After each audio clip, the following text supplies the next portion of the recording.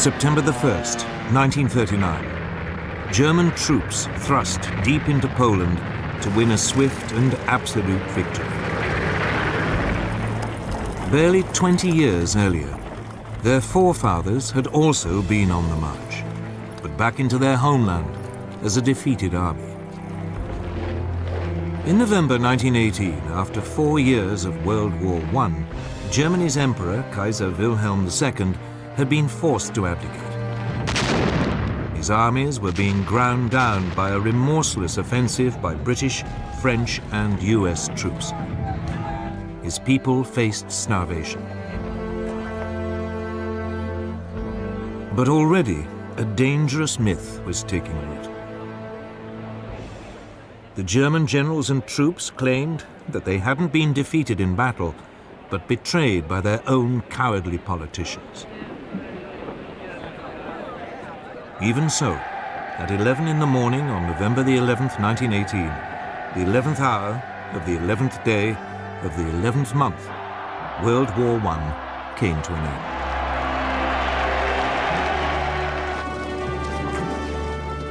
The following month, President Woodrow Wilson of the United States arrived in Europe, promising to create a new world order. He persuaded the world's leaders to sign up to a new League of Nations. At the Treaty of Versailles, they agreed that from now on, disputes between countries would be resolved not by fighting, but by debate in the League. The peoples of Europe were set free. Germany's ally, the Austro-Hungarian Empire, was dismembered.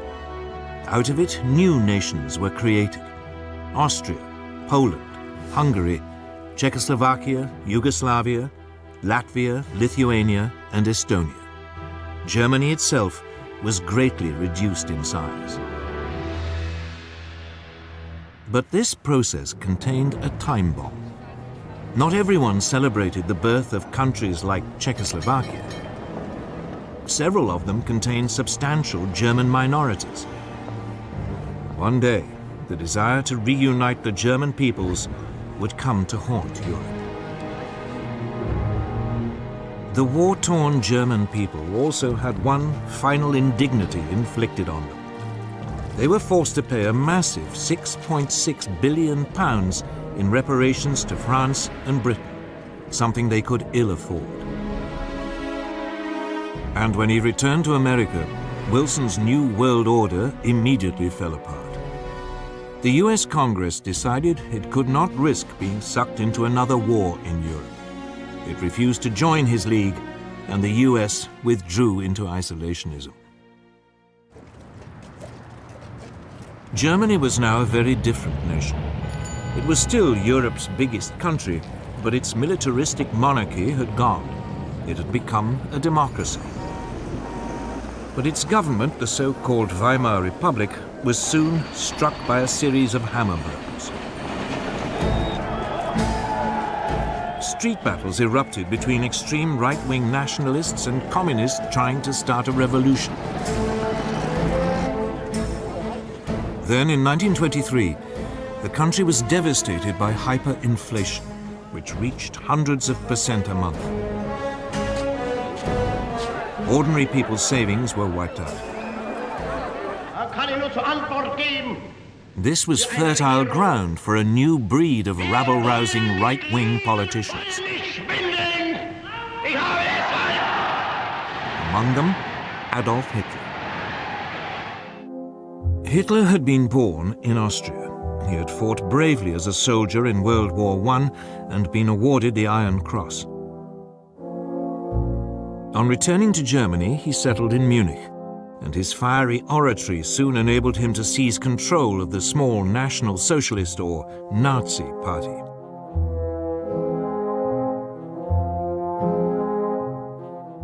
In October 1923, Hitler and his henchmen attempted an armed coup against the Weimar government. It failed, and he was sentenced to 9 months. In prison, he wrote a book, Mein Kampf, My Struggle, in which he blamed Germany's ills on the Jews and demanded that it rebuild its strength and seek new territories in the East. On his release, he set about building the Nazis into a proper, disciplined political party. From now on, he would use the democratic system to achieve power. But for the next 5 years, Weimar Germany prospered. Support for extremist parties, left and right, dwindled. Then suddenly, Hitler's opportunity arrived.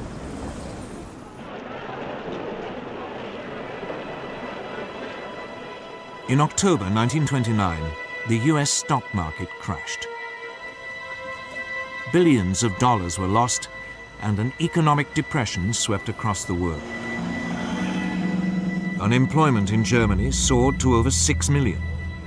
Only extremist politicians seemed to offer a solution. Wir haben ein Ziel uns gewählt und verfechten es fanatisch rücksichtslos. Politicians like Hitler. By 1931, his Nazis were a true mass movement.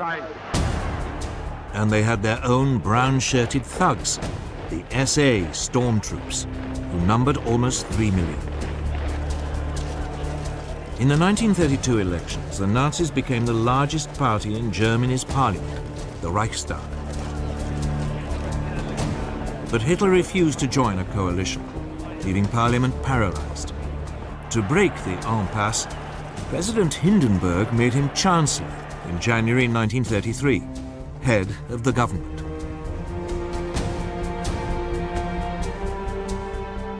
Within a month, the Reichstag burned down. Hitler accused the communists and demanded emergency powers. He then used them to ban all other political parties. In August 1934, President Hindenburg died. Hitler declared himself president. He was now absolute leader, the Führer of Germany.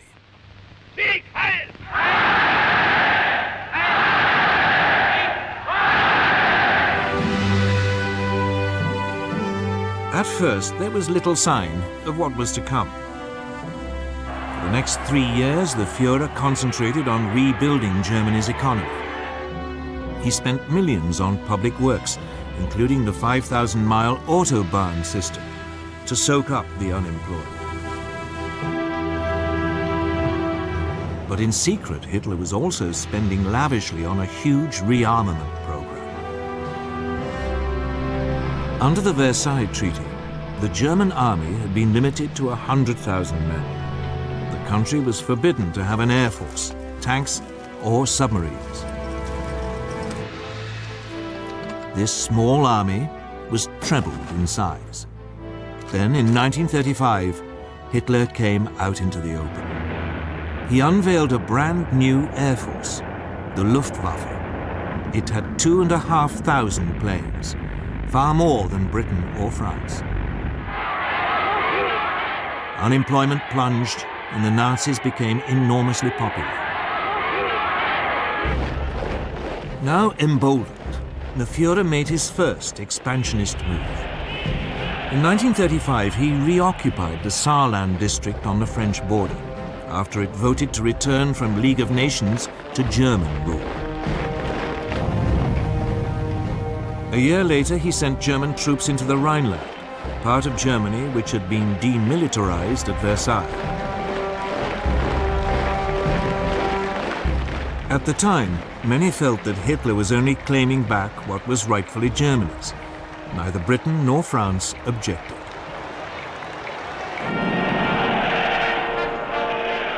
When Berlin hosted the 1936 Olympic Games, the Nazis were seen by many as firm but fair. A government which was restoring the nation's pride and which didn't threaten anyone. Of course, there were signs. The 1935 Nuremberg laws forbade Jews to marry true Aryan Germans and deprived them of their citizenship. But when the first threats came to world peace, they didn't come from Hitler at all, but from somewhere else entirely.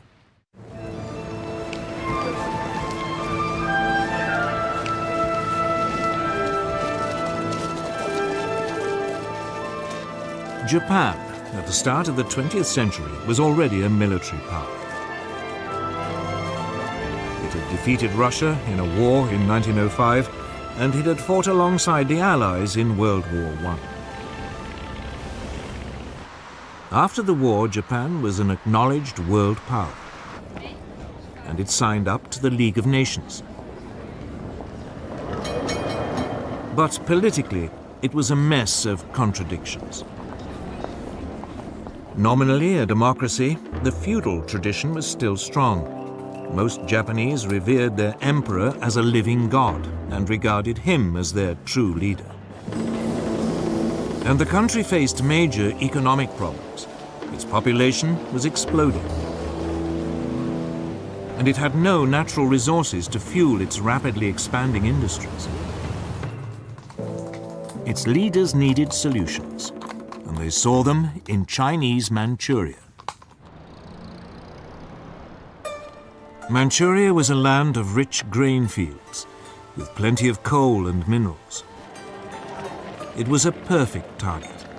Japanese troops were already stationed there. Other possible targets were the colonies ruled by the European powers: Burma, Malaya, and Hong Kong, controlled by Britain, Indochina, ruled by France, and the Dutch East Indies. But at this stage, Japan had to be cautious. They didn't want to rouse the other great power in the Pacific, the United States. For all its anti-imperialist slogans, the US actually ran an unofficial empire in the Pacific. The Philippines, Guam, and several islands were under its direct rule. It undoubtedly had the strength to take on Japan, but since the end of World War I, it had had other distractions.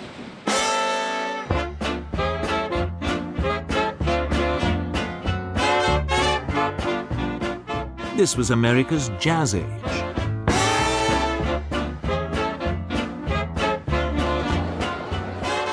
Throughout the 1920s, the nation concentrated on exploiting its vast resources.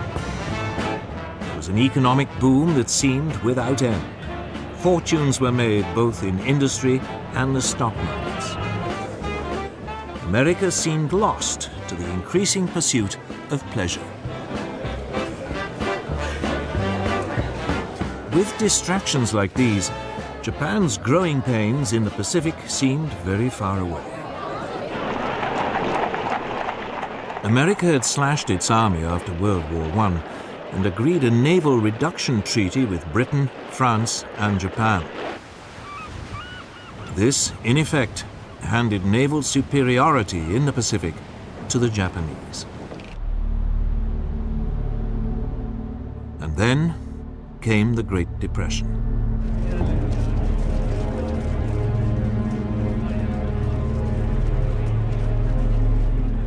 As the economic devastation spread, a quarter of the population lost their jobs.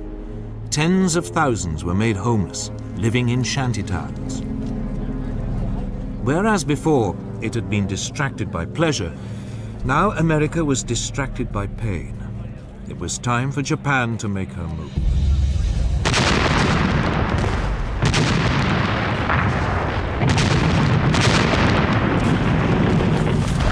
In 1931, without even informing their own elected government, the Japanese forces in Manchuria seized the capital Mukden and then overran the rest of the territory.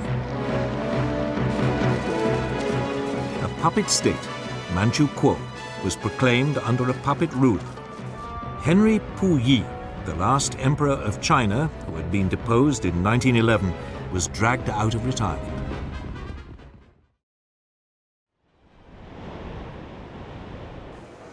At its headquarters in Geneva, the League of Nations now faced its first great test. Japan was universally condemned. But her response was blunt. Japan, however, finds it impossible to accept the report adopted by the Assembly. The Japanese then just walked out, and the League suddenly realized there was nothing it could do about Manchuria.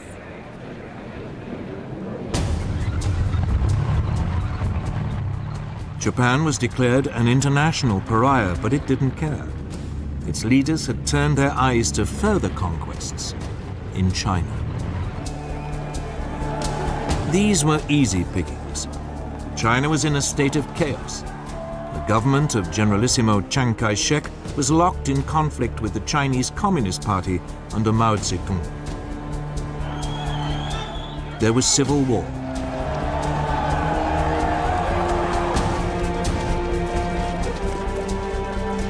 In 1936, as a precursor to invasion, the Japanese signed a pact with Hitler.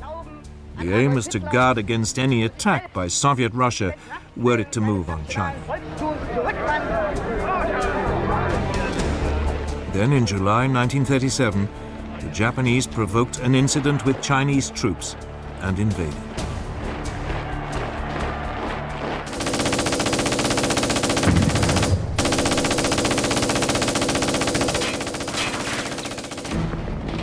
At first, the Chinese were taken by surprise.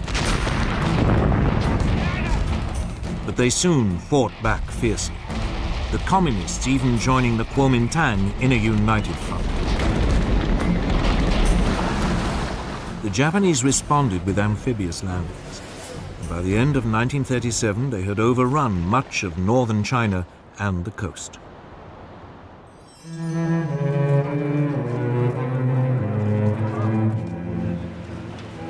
The Japanese fought this war with exceptional brutality, bombing cities indiscriminately. Westerners living in the commercial center, the port of Shanghai, were now evacuated. The city was then besieged for 3 months.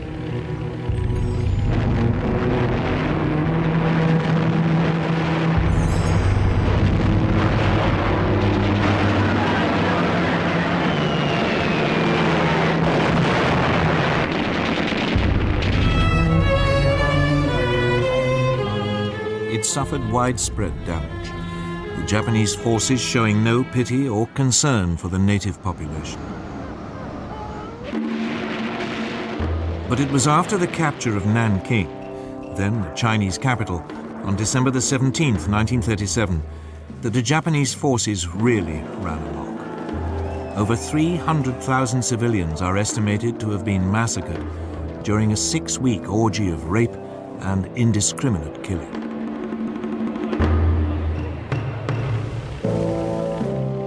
The Japanese even attacked British and US warships which had been sent to protect their shipping and trade. The worst incident came on December the 12th, 1937. The American gunboat Panay was sunk by Japanese bombers. 50 crewmen died. Despite this, the Western powers refused to intervene. So the League of Nations could do nothing. In the United States, President Roosevelt wanted to impose a naval blockade of Japan. It has become clear that acts and policies of nations in other parts of the world have far-reaching effects on us. But the British would have none of it, fearing that it might provoke a war. So all Roosevelt could offer was a $25 million loan to Chiang Kai-shek to buy arms. Even though the communists were now fighting alongside the Kuomintang, the Soviet Union did little to help either. Its only involvement was a series of clashes along its own border with Manchuria.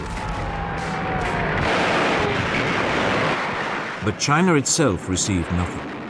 Instead, it had to fight on alone. During 1938, the Japanese overran Canton and pushed the Chinese forces deeper into the west of the country. All the rhetoric of the League of Nations, all those promises to stop international aggression had come to nothing. And by now the Western powers were facing aggression much closer to home. Deve cristallizzare una posizione di potente ingiustizia. Sangue principi che sorgono e che nascono e I principi che declinano, la vittoria è per noi, per I primi. Today, It is easy to laugh at Benito Mussolini, the fascist dictator of Italy. All that posturing seems faintly ridiculous now, but it didn't seem that way in 1922.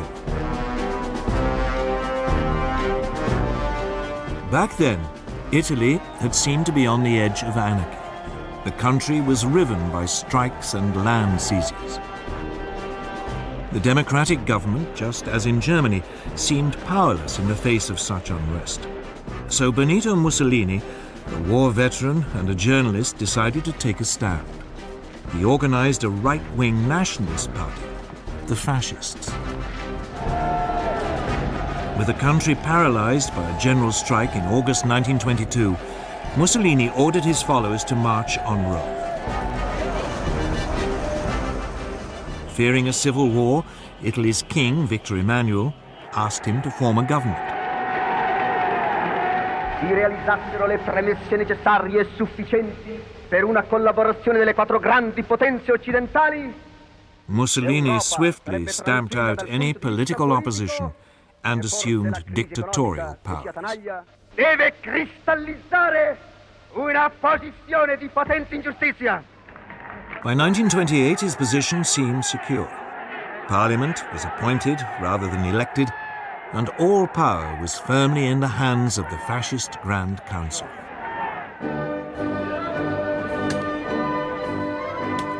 Like Hitler, Mussolini's first acts made him immensely popular. Massive programs of public works provided employment and transformed Italy's infrastructure. Corruption was rooted out and the mafia more or less eliminated. Italy's armed forces were built up, including an advanced modern air force.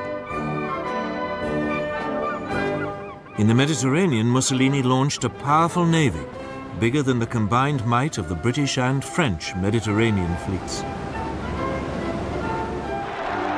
When the Great Depression came, Italy seemed to weather it better than most.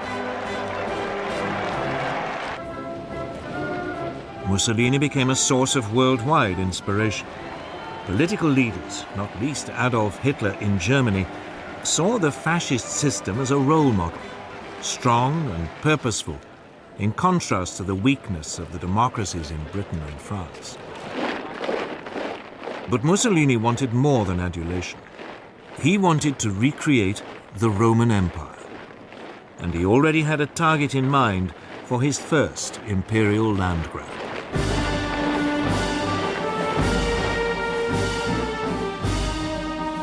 His target was Abyssinia, today's Ethiopia. Italy already had colonies on its borders in Eritrea and Italian Somaliland. In December 1934, Italian forces provoked a clash with Abyssinian troops at an oasis in the Ogaden region, well inside Abyssinian territory.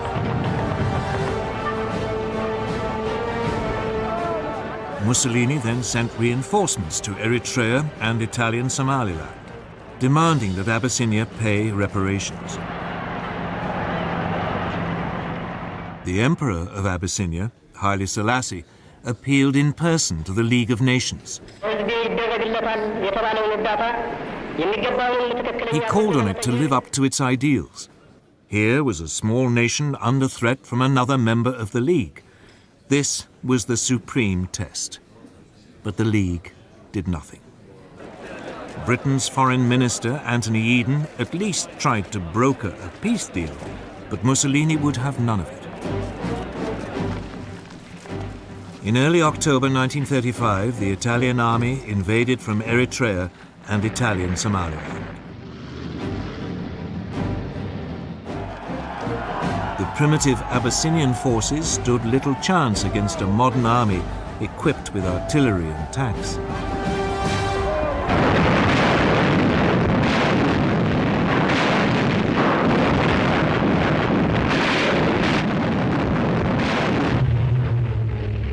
The Italian Air Force had total command of the air and harried the Abyssinians, on occasions dropping gas bombs. Even though gas had been outlawed at Versailles, as a crime against humanity. After 6 months, Abyssinia was completely overrun. The Emperor Haile Selassie fled into exile in Britain. From its headquarters in Switzerland, the League of Nations wrung its hands. It did impose economic sanctions, but they had little effect. Mussolini's aggression had revealed two things. The League of Nations, that great hope for peace, was impotent. And both Europe's supposed major powers, the democracies Britain and France, no longer had the stomach for a fight.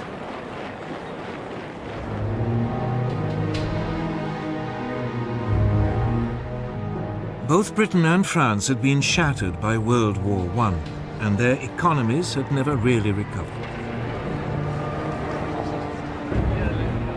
Both had witnessed waves of strikes and unrest. Both had suffered mass unemployment, even before the Great Depression.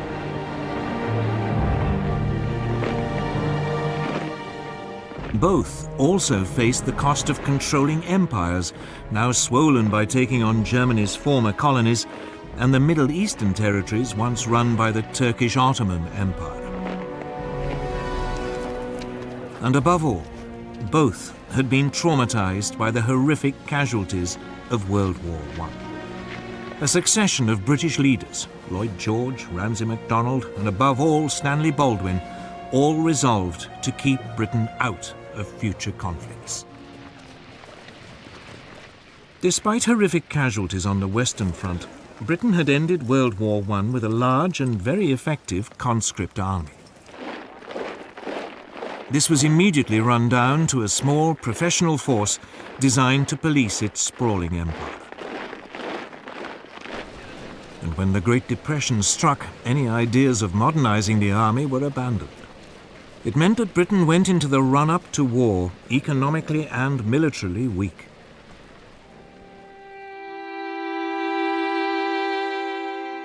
French losses during World War I had been even worse than the British. Ever mistrustful of the Germans, a large conscript army was maintained. But throughout the 1920s, France's birth rate had declined. It became clear that there would be a manpower shortage by the mid to late 1930s. France realized it could never compete with Germany on the size of its army alone.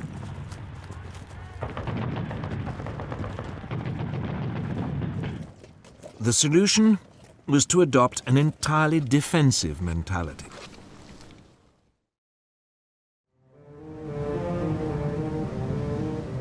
The Maginot Line, a series of fortifications, was begun in 1930 along the frontier with Germany and ran as far as the Belgian border.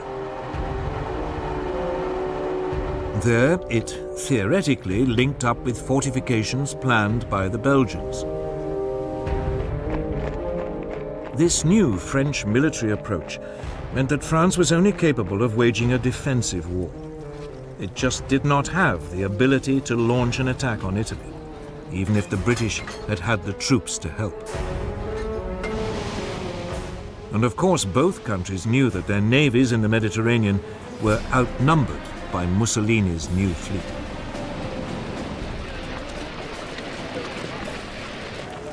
So when Italy conquered Abyssinia, it made sense for both powers to do nothing. It just seemed too remote, too much someone else's problem.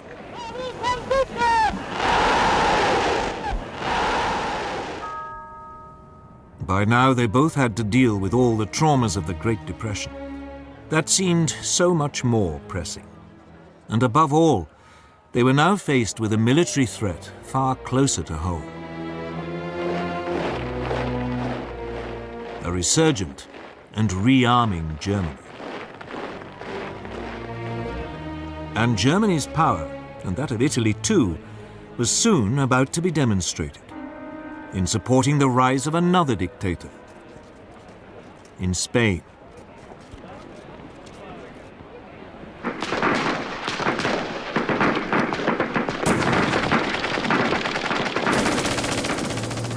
In 1936, civil war erupted in Spain. It was exceptionally vicious, setting family against family, communist against fascist, believers against atheists.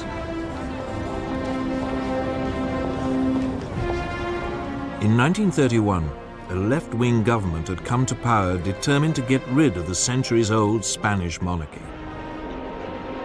The king was forced into exile and a republic was declared.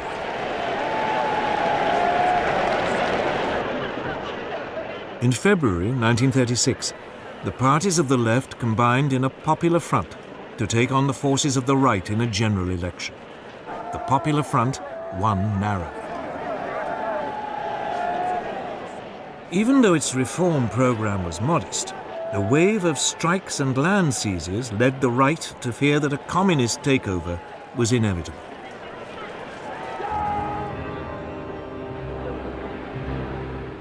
Within the Spanish army, long a bastion of conservative and Catholic thinking, senior officers began to consider the possibility of a coup. Among them was General Francisco Franco, a former chief of staff who had been effectively exiled to command Spain's forces in the Canary Islands.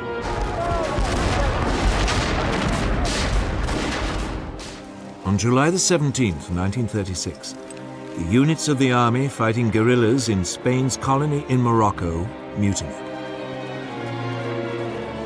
The next day, Franco flew to join them, proclaiming a new nationalist movement which would save Spain from communism. Mainland garrisons now joined this revolt. The Popular Front responded by calling for volunteers to defend the Republic. Battle lines had been drawn.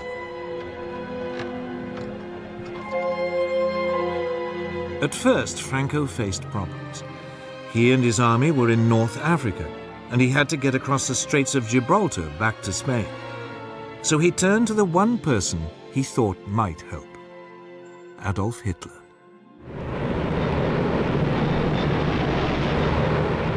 Within a month, transport aircraft from Hitler's new Luftwaffe had begun an airlift, taking Franco's battle-hardened veterans over to southern Spain.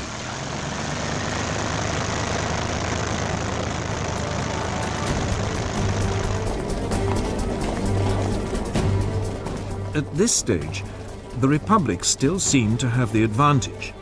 The pro-Franco military uprisings in Madrid and Barcelona were quickly crushed, leaving it in control of most of the east of the country. Franco's nationalists were confined largely to the northwest and part of the south.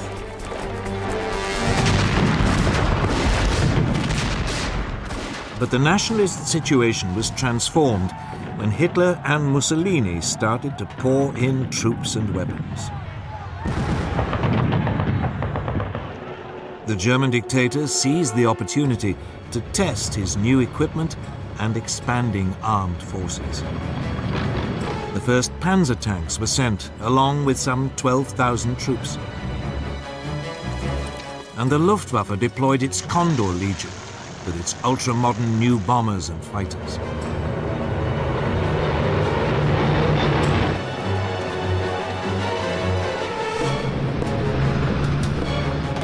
Mussolini sent a so-called volunteer corps of 50,000 men and more than 700 aircraft.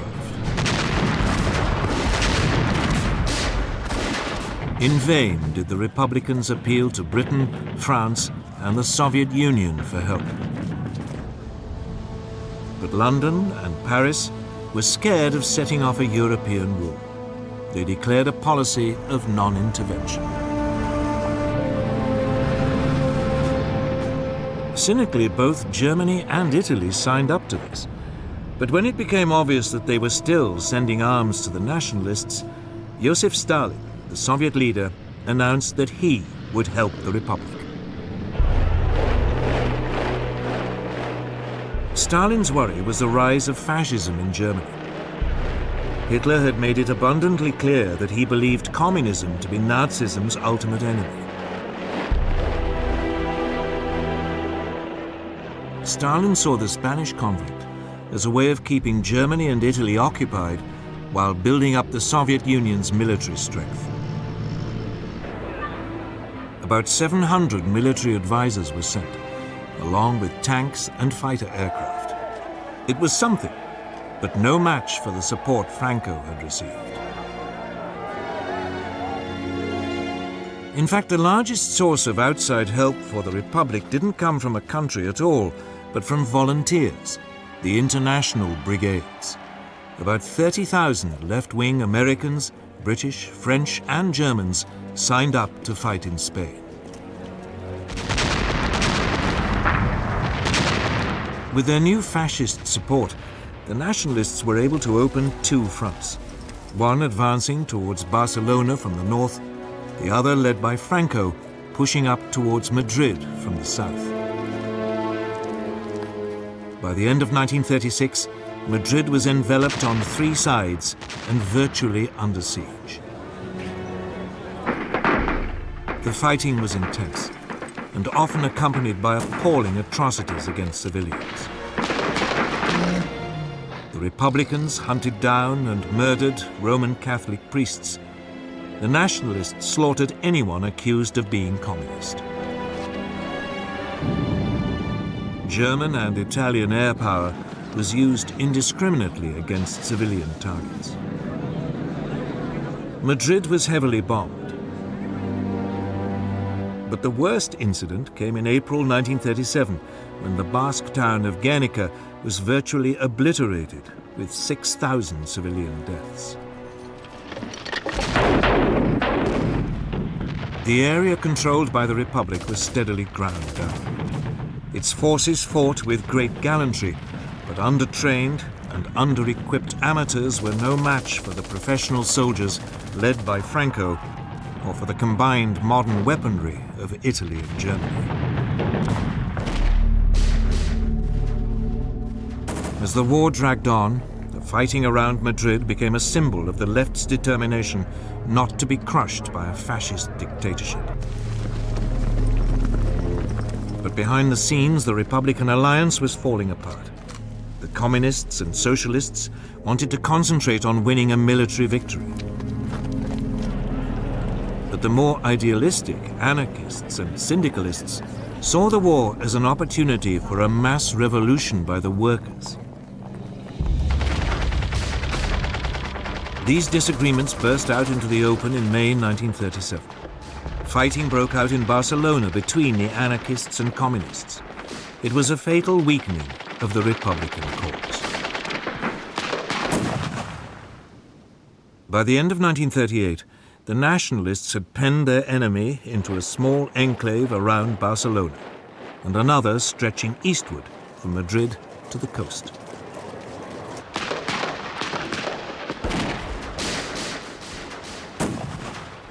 Madrid continued to hold out, but the international brigades were withdrawn.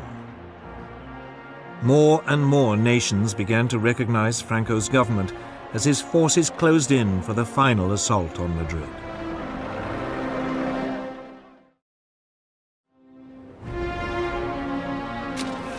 At the end of March 1939, its defenders, exhausted after nearly 3 years of fighting, the capital finally surrendered.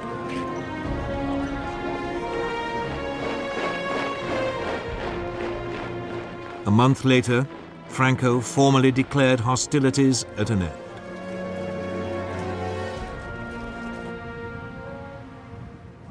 The scars of Spain's civil war took years to heal, and in some ways, they never have. And internationally, Franco's victory over the Republic proved a disaster. Hitler and Mussolini were confirmed in their belief that the democracies of Britain and France were impotent to resist any real pressure. While Stalin despaired of their willingness to confront fascism. Hitler in particular saw his way open to begin the aggressive policies outlined in Mein Kampf. Even before the Spanish Civil War ended, his armies were on the march.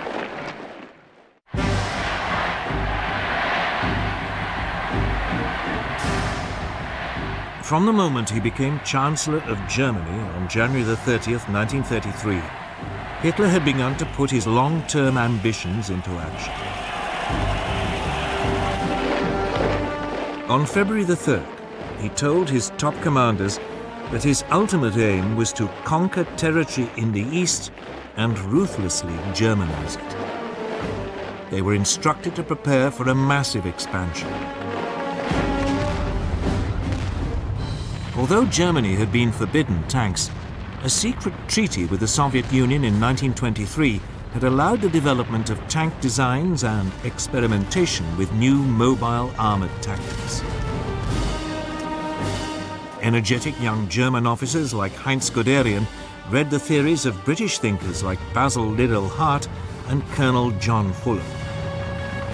They even watched exercises being carried out by the British during the 1920s on Salisbury Plain.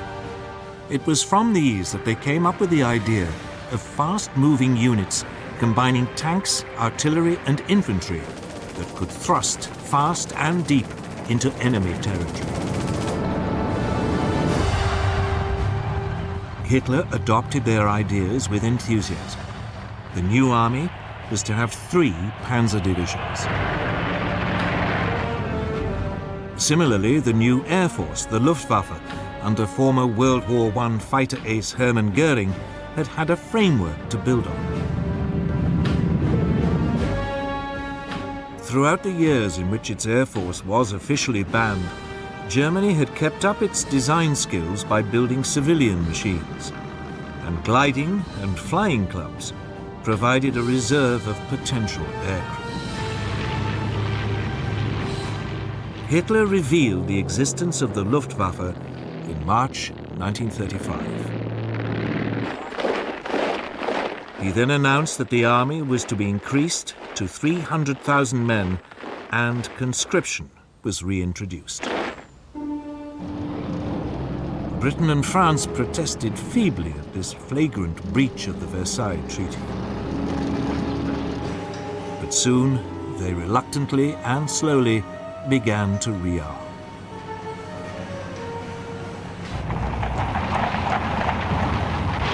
Until this point, Hitler had been modest in his goals. He had only taken back what was his, the Rhineland and Saarland.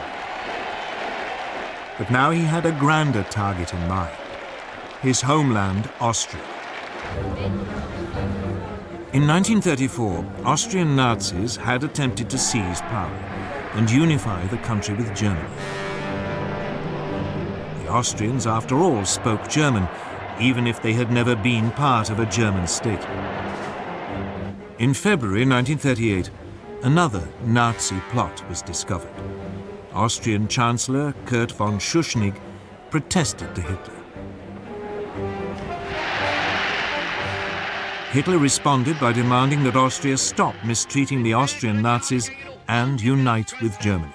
Die Jugend ist uns verschrieben und verfallen mit Leibesfehlen. Schuschnigg promptly called a referendum so that the Austrians could vote on whether to remain independent.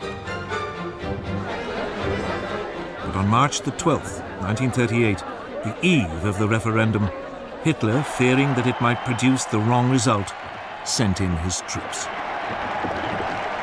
Complete surprise and an enthusiastic welcome by Nazi sympathizers made it a bloodless invasion. Within hours, Hitler announced Austria's incorporation into the Third Reich. A sovereign nation had, for the first time, been subsumed into a greater Germany. Once again, the Western democracies failed to react. In the summer of 1938, he turned on his next prey, Czechoslovakia. A substantial German minority lived in the northwest of the country, an area known as the Sudetenland. These Sudeten Germans had been part of the old Austrian Empire, but had been cut off when Czechoslovakia was created in 1919. This was the time bomb that had started ticking at the signing of the Treaty of Versailles. Hitler encouraged Sudeten German demands for autonomy and then threatened the Czech government with force if it refused to agree. Undaunted, the Czech government ordered general mobilization and prepared to resist. The Czechoslovak army was large and well equipped, with formidable fortifications on its frontier with Germany. Hitler backed off. But then at the beginning of September, concerned that war might be imminent, the British Prime Minister Neville Chamberlain decided to act as a peacemaker. He flew to meet Hitler twice. The Nazi dictator assured him that if he could have the Sudetenland, he would make no further territorial demands in Europe.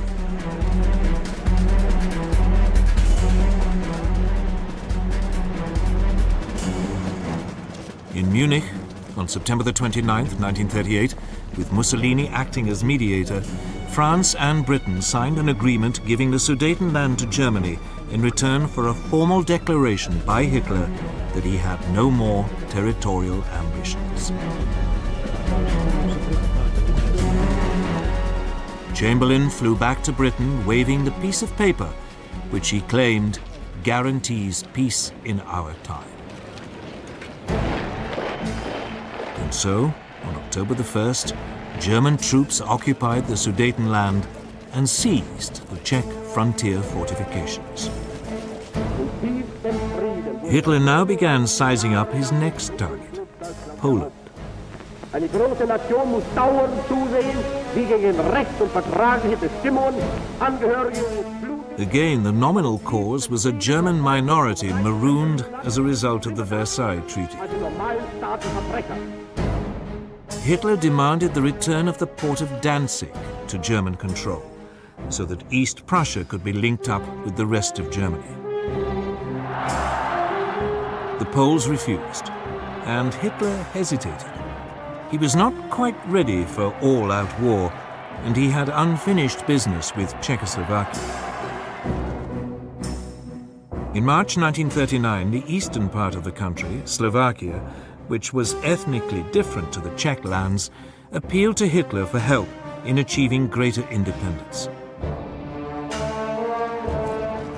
Hitler summoned the Czechoslovak Prime Minister Emil Hácha to Berlin and browbeat him into putting his country under German protection.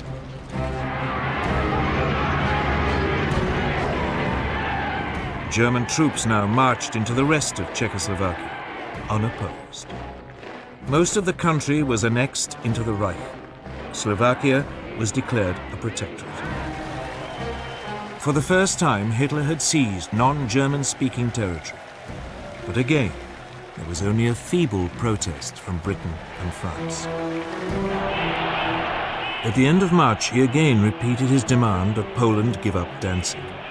This time, France and Britain declared unequivocally that they would declare war if he attacked Poland. But by now, Hitler cared little whether they did or not. He was sure that they would be weak and indecisive opponents. In Russia, Stalin had also become increasingly concerned by Hitler's aggression. In April, Stalin proposed an alliance with Britain and France. But negotiations made little progress. And finally, Stalin despaired, deciding that there was another solution to the German threat.